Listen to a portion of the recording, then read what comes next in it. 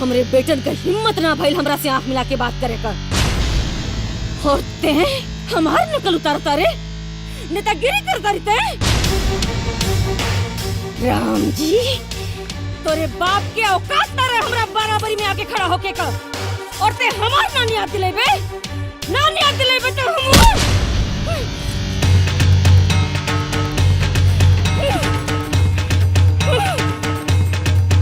सासू माँ, अति कभी भी बर्दाश्त नहीं होती। बहुएं इज्जत करती हैं और सासू माँ उसे कमजोरी समझती हैं। 60 साल की हड्डी पर इतना तेज, बुढ़ापे में हड्डी टूटने पर जुड़ती नहीं है।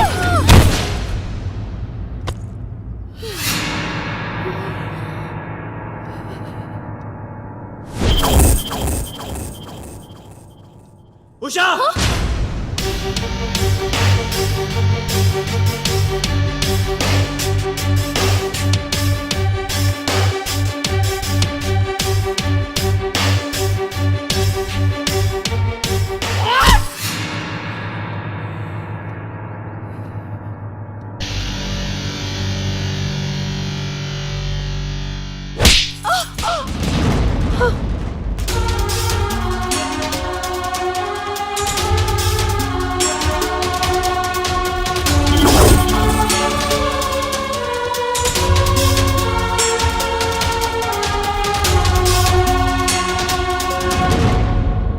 मेरी मां से बदतमीजी करने की तुम्हारी हिम्मत कैसे हुई? माफी मांगो, माफी मांगो, माफी मांगो। नहीं मांगूंगी। किस बात की माफी? निकल जाओ इस घर से।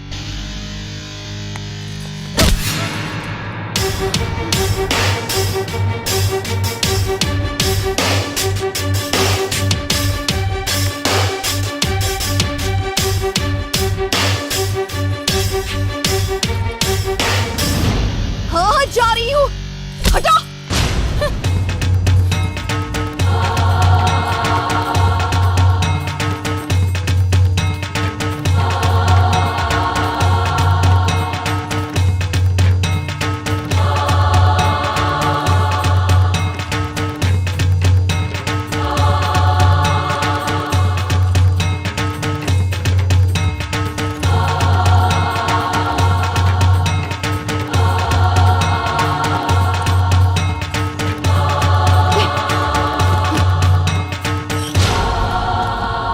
कुछ रिश्तों के बोझ ना कुछ संस्कारों का असर होता है। इसीलिए बहुओं पर ससुराल के सारे ताने बेअसर होते हैं।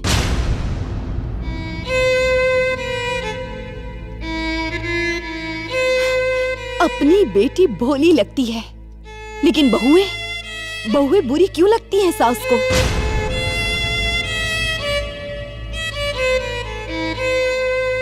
सभी कहते हैं कि ये मेरे घर की बहू है, लेकिन कोई ये क्यों नहीं कहता कि ये मेरी बहू का घर है?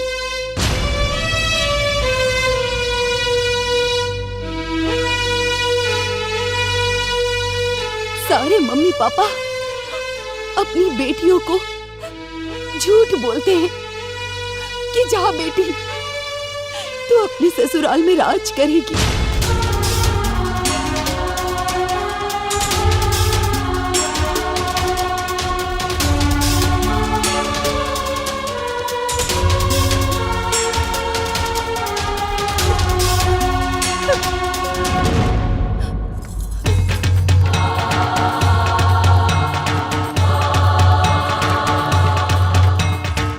उषा!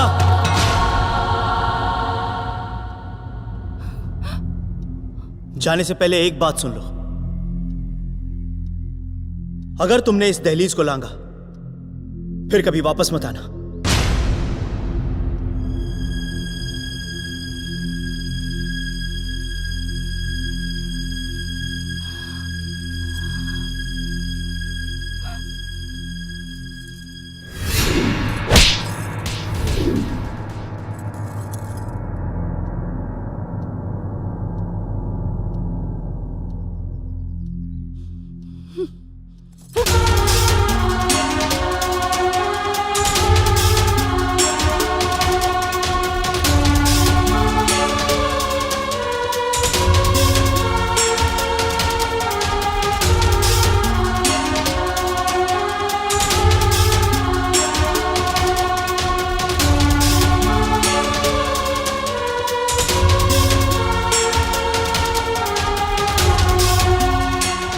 का बात भाई है?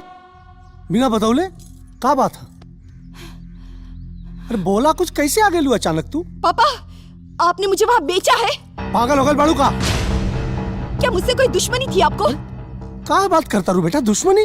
अरे तू जान हो हमनी का। आज तक आपने मुझ पर हाथ नहीं उठाया। उन्होंने मुझे थप्पड़ मारा। उन्हें किसने अधिकार दिया? उन्होंने मुझे थप्पड़ मारा पापा, उन्होंने। बेटा एक मिनट आ जाओ। आओ बेटा, रिलैक्स हो जा। बैठा, बोला का बात का? पापा, आपको सब कुछ बताना पड़ेगा। आपको तो सब कुछ पता है ना?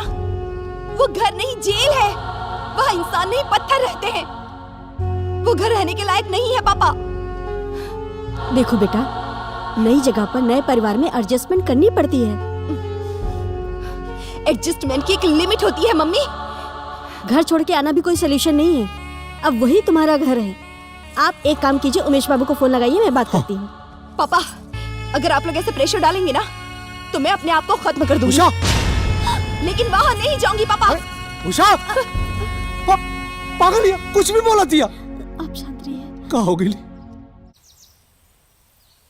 ये लिए अपन डिवोर्स के पेपर्स, इसे प्रॉपरली पढ़ लीजिए, उसके बाद में साइन कीजिए। इसके बाद मैं आगे की कार्यवाही करता हूँ।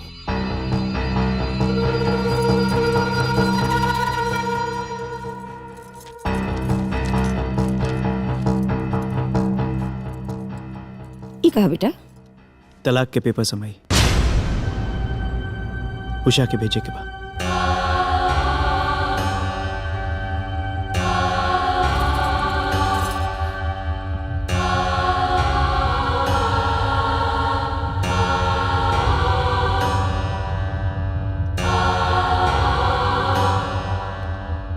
पेन।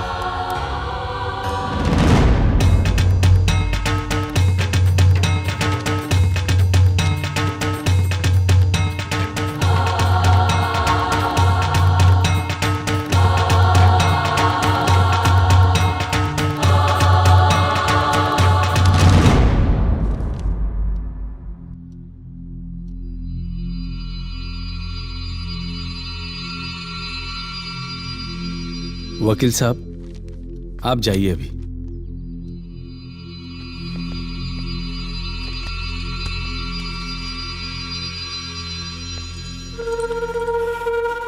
माई के पागलपन में तय अपन जिंदगी बर्बाद करता रे। तो क्या समझ में नहीं खे आवत? तो दिमाग खराब हो गया का? भैया,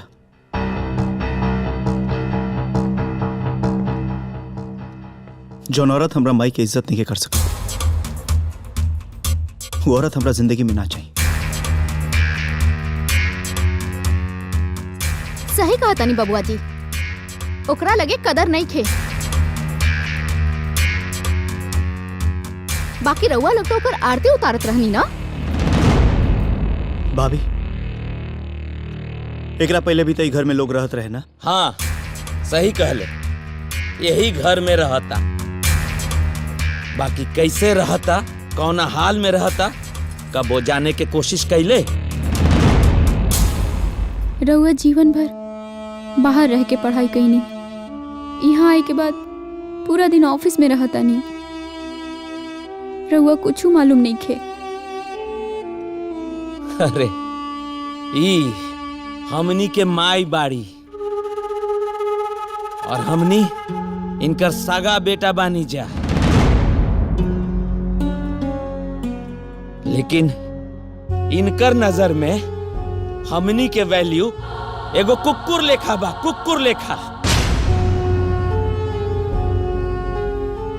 भैया से पूछ भैया से।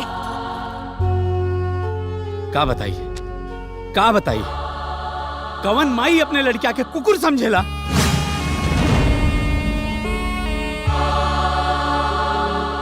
अपना बड़का संपत्ति के घमंड में हमनी के भिखमंगा बना दिलस।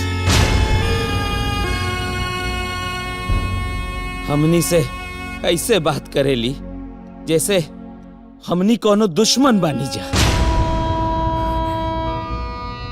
आज ले हमनी के माई अपना आगे केहू के समझ ली हा ना समझ लिया।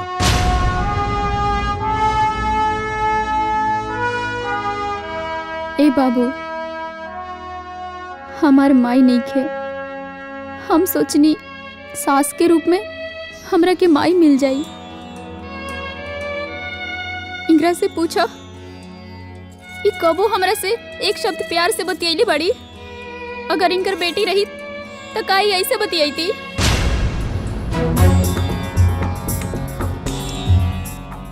इनके घर के शासन के कहानी हम आज ले अपना नैहर में केहू के ना बताईनी, काहे कि ऊ लोग हमर सास के बुराई करी।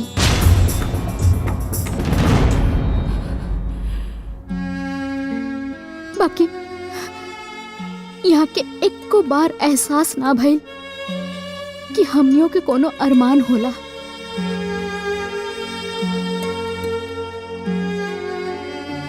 माई हिया,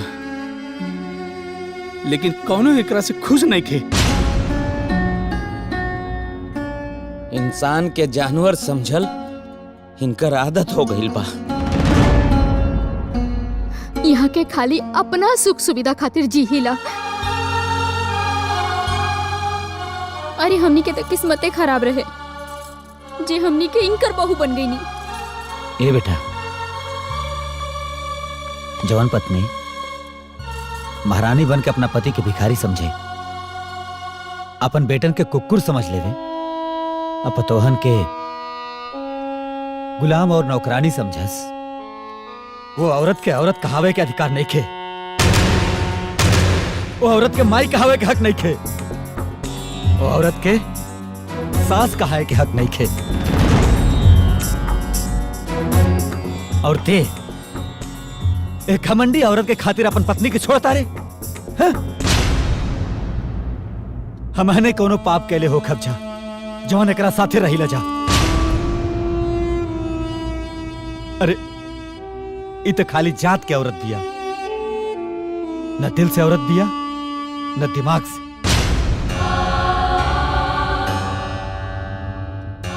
ऐसा औरत के तब धरती पे न रहे के चाहिए। जवान औरत अपने सास के शासन में ना रहे, वो औरत अपने बहू के मरम कहाँ जाने।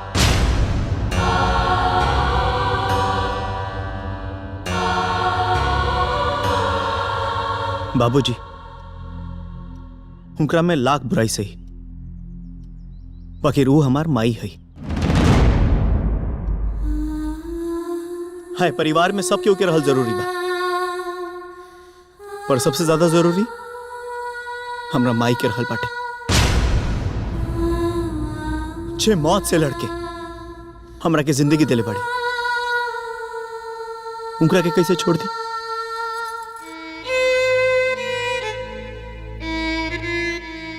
जीवन के पहला गुरु माई, जीवन के पहला दोस्त माई। माई जीवन हो खेली।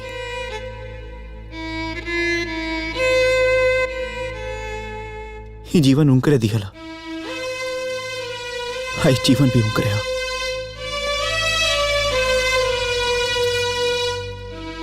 याद बा माई, लेकाई में हमरा आंख में इन्फेक्शन हो गई। सब केहू दूरे से देख के जाओ और बोले जी बाबू ठीक हो जाए। 5 साल के रानी हम, ऐसे लागल कि दुनिया में हमरा से अकेला केहू नहीं के। माई, हमर माई 24 घंटा हमरा के अपना कलेजा से लगा के रखे।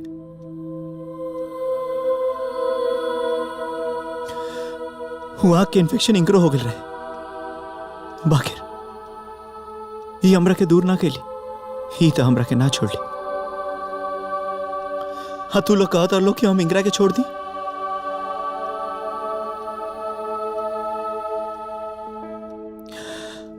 दुनिया में अगर कोनो रिश्ता सबसे बड़ा बा तो माई के बाटे।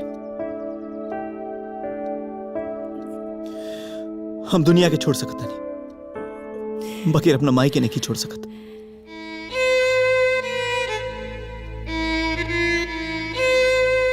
फिर चाहे वो हमारी पत्नी का है ना होगी।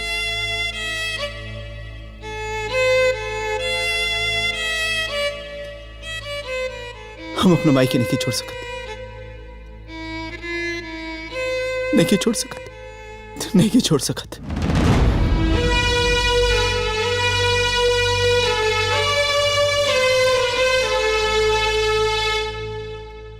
जे मौत से लड़के हमरा के जिंदगी दिले बाड़ी।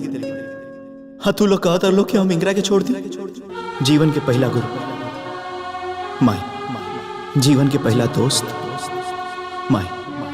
ही जीवन उनकरे दिखल, हाई जीवन भी उनकरे। दुनिया में अगर कोनो रिश्ता सबसे बड़ा बा तो माई के बाटे। हम दुनिया के छोड़ सकते, बकीर अपना माई के नहीं छोड़ सकते। फिर चाहे हमारी पत्नी का है ना होगी।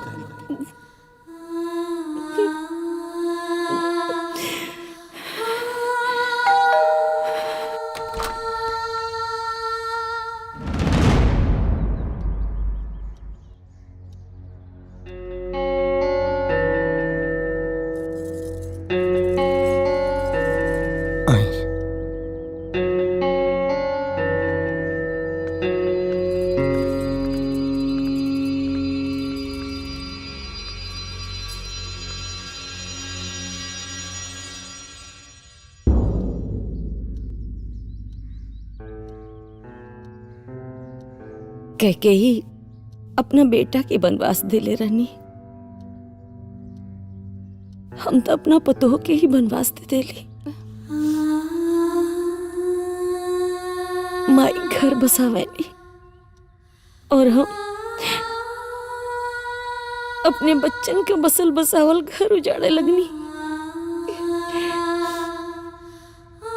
हम भुला गई कि एगो बेटी हमरा घरे के पुतोह बनल बिया।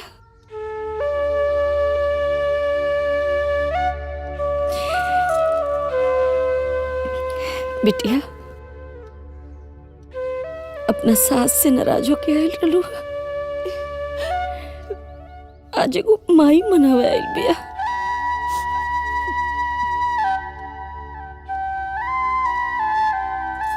चला घरे। बेटा आज तक सब माही की अपना बिटिया के विदा करत दिख ले रही। पहला बेर कोनो माही अपना बिटिया के लियावे आयल बिया। इससे अद्भुत दृश्य का हो सकेला। जा अपना माई के साथे चल जा।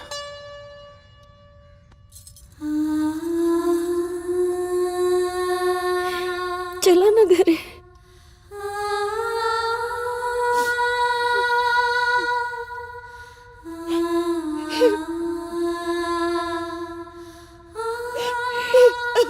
मामा बाजी, बाजी।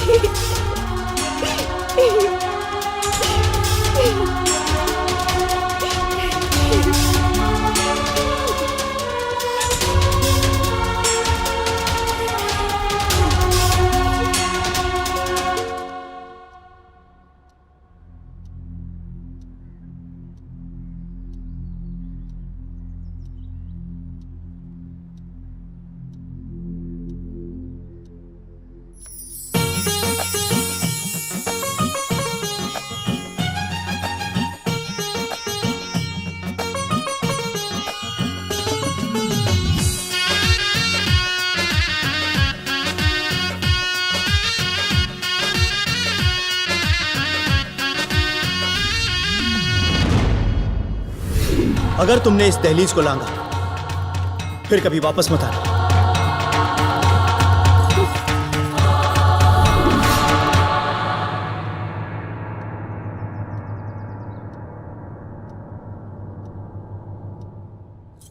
सॉरी।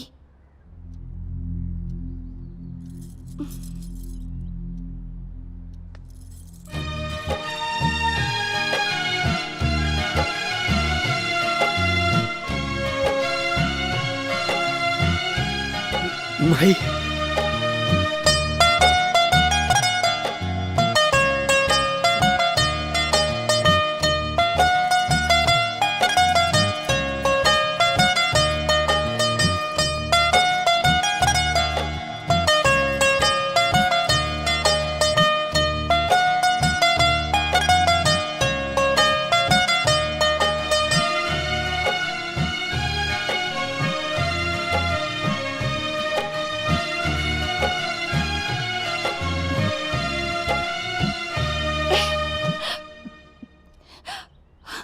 घर मेरा है।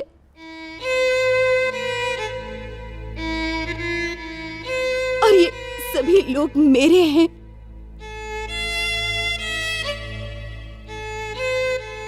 सासू माँ जैसी माँ है, तो फिर बहू अपना घर छोड़कर कैसे रहेगी?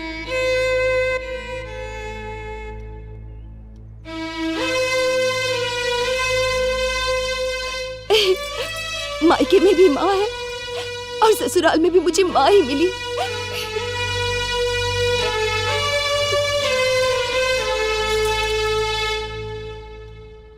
माई, माँ जी।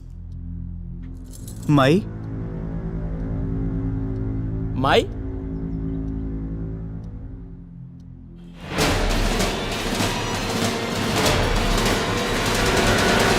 माई, माँ जी।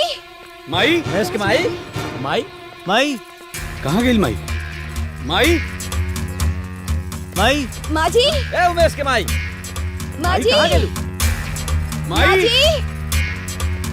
माई, माँ माई, जी।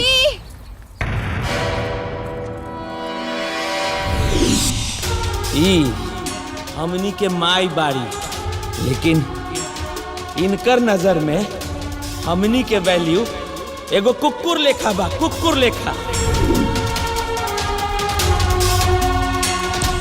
माई, माँ जी। माँ जी। ए उमेश के माई, माई,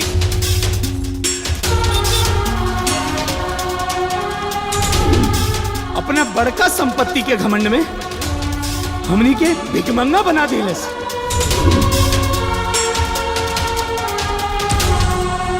माई, उमेश के माई, माँ जी। ये तो खाली जात के औरत दिया, न दिल से औरत दिया न दिमाग से। कोमल, माई, कोमल, ई कबो हमरा से एक शब्द प्यार से बतियैली बड़ी। अगर इनकर बेटी रही तो काई ऐसे बतियैती? कोमल, माँ जी। माँ जी।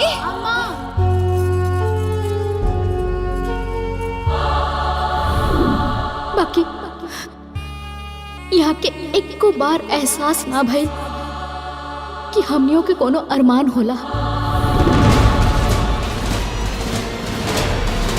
माँ जी। माई,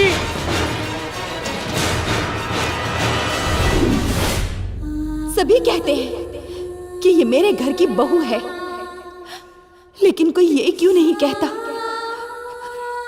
कि ये मेरी बहू का घर है? माँ जी।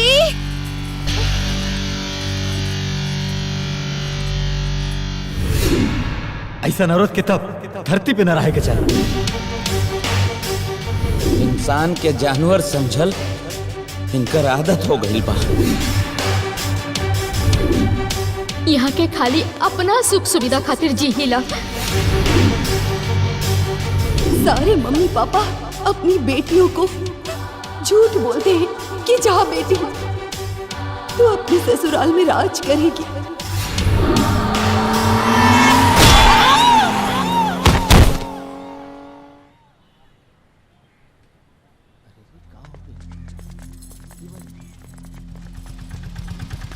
भाई साहब, यहाँ क्या हुआ है? एगो लेडीज के एक्सीडेंट हो गइल बा, बेचारी मर गई। चलो माँ जी। ए हटा, हटा।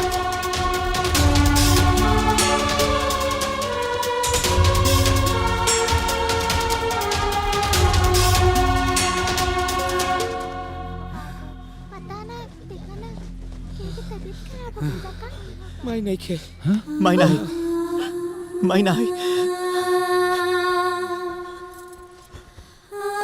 हे भगवान, माई नहीं खे। कोमल, माई, माई,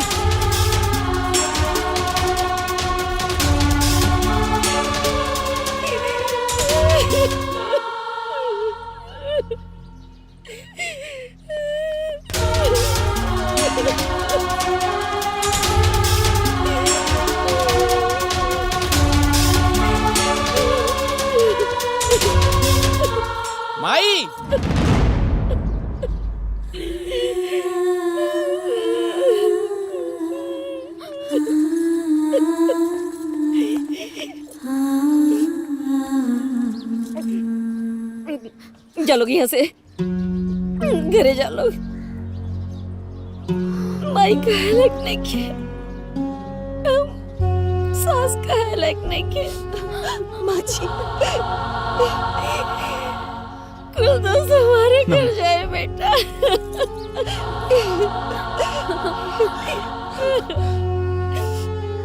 हमारे जैसन खराब मेरा रोए दुनिया में ना मिली।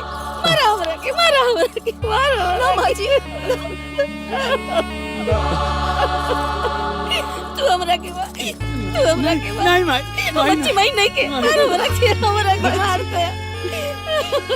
माई रुआ हमरा के मारी, मारी रुआ हमरा के। हाँ बच्चे मेरा रू नहीं के। माई माई मार बेटा, मार ना भाई। तुम्हारे हमरा के माँ जी नहीं, नहीं माँ जी, माँ जी, माँ जी, नहीं माँ जी, माँ जी। बच्चा मेरा रू नहीं बोली मैं इलाज बड़ी मारा तो हमरा के। राम जी, पति के पति ना समझ ली, बेटा के बेटा ना समझ ली, बहू के बहू ना समझ ली। हमारा से गिरल मेरा रो इस दुनिया में ना हुई। हम कैसे भुला गए कि सास भी कभी बहू रहे। हमें लायक नहीं के मारा हमरा के कौने मुँह करे में जाए। राम जी हमरा के नहीं जाके ना माँ जी, चलिए ऐसे मत कोमल सुना, समझला कि हमें सब भुलाते थे, तू भी भुला था। चला घरे, माँ जी, माँ घरे जी। चला। अभी तक तो हम तीनों बहनों को सास से नफरत मिली है। प्यार कौन करेगा हमें माँ जी? हमें लायक नहीं के, हमें लायक कोमल बात के समझा। जा तू लोग हमें लायक नहीं के, नहीं जाएगा हम लोग घरे। ए उमेश, एगो काम कर, माई को उठा के लेके चल। ऐसे ना माई। ए भाई चल, ले चल ना, हमनी को उठा के लेके जाए जा।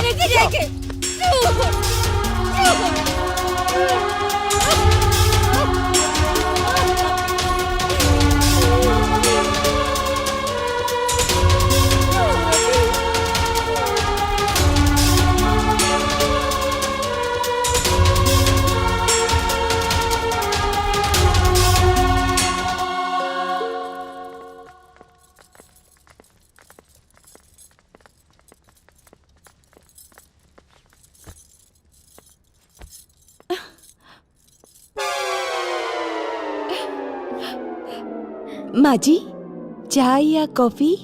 चाय। दूध वाला की लाल चाय? लाल चाय। चीनी वाला की बिना चीनी वाला? बिना चीनी वाला। जी माँ जी। जी।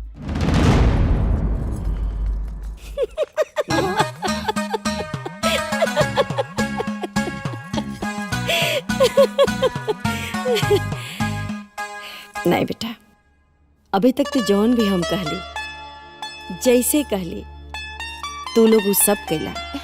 बाकी आज से नहीं, अभी से तू लोग का जैसे मन करे वैसे रहा। जवन जी में आवे तवन खा पिया खुश रहा बस। ऐसी मिले जो सास तो कोई गम नहीं, हम सब बहुओं के लिए माँ से कम नहीं। हाँ हाँ, ऐसी मिले जो सास तो कोई गम नहीं, हम सब बहुओं के लिए माँ से कम नहीं। अपना प्यार खूब हम पे लुटाए रे, साथ मिलके ये घर को चलाए रे। सुलझे सारे पहेलियों की ये बन गई सहेली, क्योंकि सास भी कभी बहू थी। हाँ, सास भी कभी बहू थी।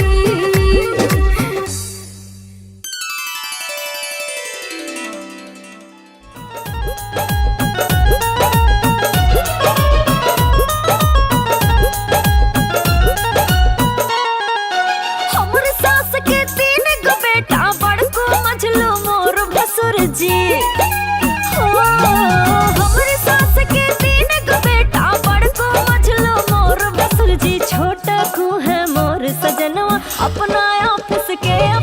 जी छोट